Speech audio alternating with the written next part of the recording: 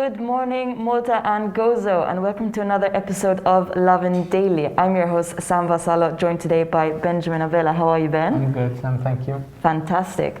Just to tell you, today's episode is brought to you by ZANZI Homes. They're known for their commitments towards the environment. In fact, they plant a tree for every single property sold, so let's hope that they keep on selling some homes. They're always on the lookout for fresh talent, so be sure to check them out on zanzihomes.com.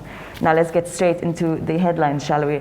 So Malta has lost a cultural icon over the weekend. Oliver Fujiri has passed away and will be given a state funeral. It has been a historical political moment for Malta with a cabinet reshuffle. Next, the Health Ministry's Facebook page has had enough and clapped back to critics. After that, we're going to give you the usual COVID-19 bulletin for Malta, and we will give you an update on Malta's favorite show, Maltas Got Talent. Let's get right into it. Yes, so over the weekend, sadly, novelist and poet Oliver Fujiri died. He died on Saturday, aged 73. Fujiri's daughter announced his passing on Facebook last Saturday.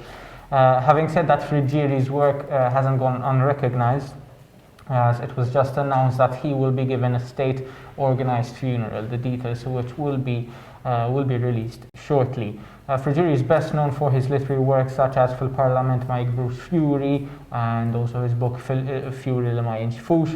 But apart from being a great writer, an iconic writer, he was also the co-founder of iconic children's magazine Satar and local publishing house Club Kodba Maltina. There were a lot of tributes that went out to him on Facebook. So you want to tell us a bit about those? Of course, I mean, this just kind of shows the impact he had on Malta. I know that Joseph Muscat wrote something, there was Chris Fern, Robert Abela, very prominent politicians. I feel like this was most people's first taste of Maltese literature. It was indeed mine. I remember studying his poems at school, so it's a great loss for Malta's culture, but we can keep celebrating him through his work. Moving on to our next story. So, as I said, it is a historical political moment for Malta. There has been an entire partial cabinet reshuffle and 4 new ministries brought on. So it is the largest cabinet in Malta's history. We have now 20 ministers and 6 parliamentary secretaries, and it is the most female represented, which is really cool. Unfortunately, that is only 4 female MPs. But, at this point, we'll take what we can get, So, in fact, Miriam Dalli, who was co-opted into Parliament last month, has taken on a major ministry. She's taken on energy, enterprise, and sustainable development. Of course, we know Dalli was always at the forefront of climate policy at the European level, so I'm excited to see what she brings for Malta.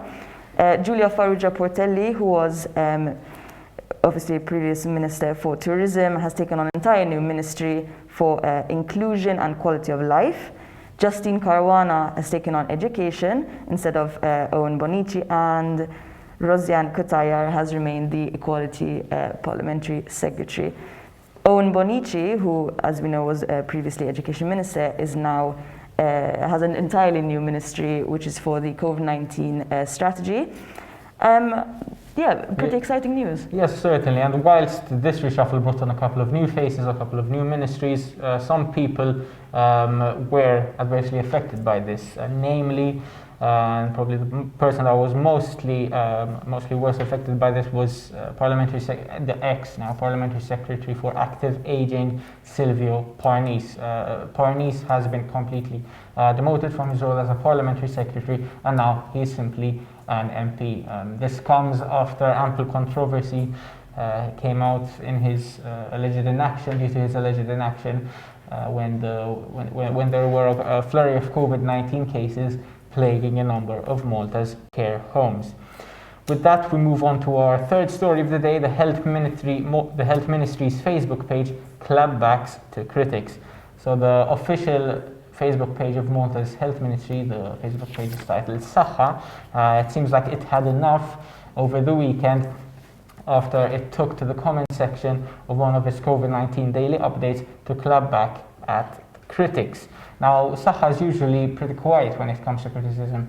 It usually just decides to simply ignore it, simply not answer. However, this time it went out all guns a-blazing.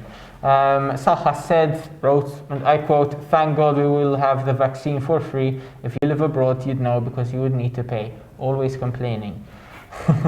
It seems like the person behind Saha has had enough of this complaining, of this criticism. This might be a sign of what's to come. With that, Sam, you want to take us into yesterday's COVID-19 numbers? Of course. So just to give you the usual COVID-19 bulletin, Malta now has 2,159 active cases after 102 new cases were registered yesterday. Unfortunately, the death toll related to the virus has also increased. We now have 113 COVID-19 related deaths. Very tragic news. We're having an average of around 2 deaths per day. I think now everyone's kind of looking at December 1st, which is around the corner, and whether or not they will lift the restriction on bars. I know that some of the critics on Saha's page were saying, like the situation's out of control, this is a failure. But in fact, they're arguing that, because of the mandatory masks, it is in fact stable and in control. So I'm wondering, if we're going to have Christmas drinks or not this year. I wonder. At the end of the day, the cases do not seem to be going down anytime soon. However, with that, let's move on to the last story of the day, a completely different topic. The first 3 acts have made it through Maltas Got Talent finals. So these 3 acts went through yesterday during the first live show of Malta's Got Talent. Now the 3 acts are firework beatboxer Joseph Manjon, the young singing duo Ike and Kaya, and acrobat Matthias Camilleri. Having said that, there were a total of 7 acts that did not make it through.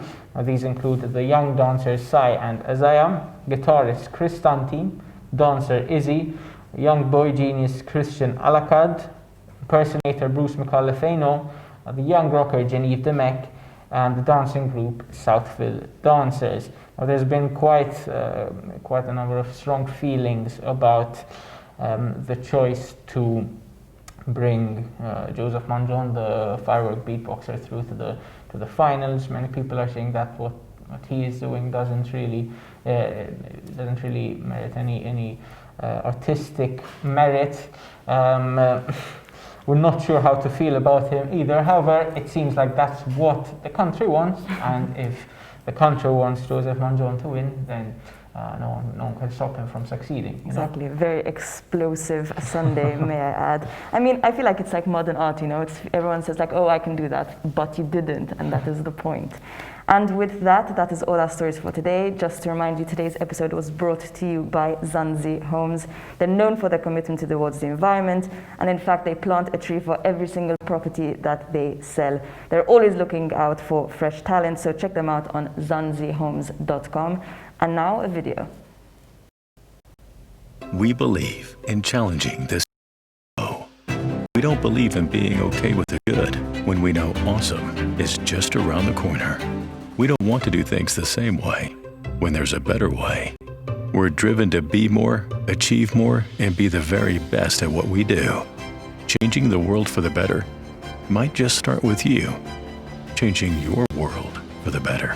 And when your world changes, awesome things can happen. We are ZANZI.